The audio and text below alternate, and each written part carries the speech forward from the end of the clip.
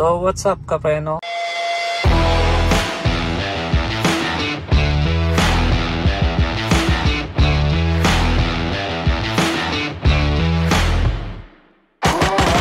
Meron na po tayong scanner.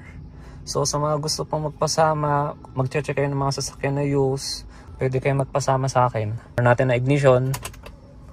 Saksak natin itong dangle.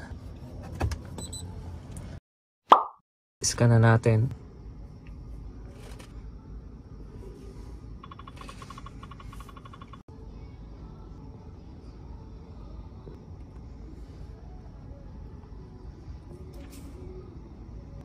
Health report.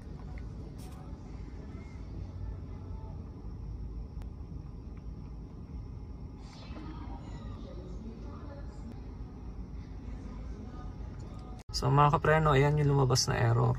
So clock spring yan. Nang in-scan natin mga kapreno, ayun yung lumabas na error. Airbag warning lang. Ibig sabihin, ang problema na pyesa niyan is yung clock spring assembly. Report natin. Sa mga magpapa-scan po, ayan, kung gusto nyo, meron kayong copy.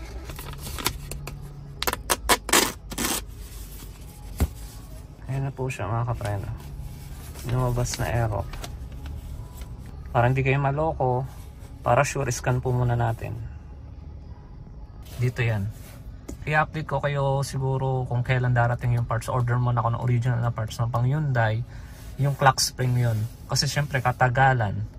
2016 to, ano na ngayon, 2024, 8 years na siya. So sulit na. Syempre kakaikot-ikot natin ng manibela, ganyan. So ayun, i-update ko kayo pagka nawala yung error at dumating na yung pyesa.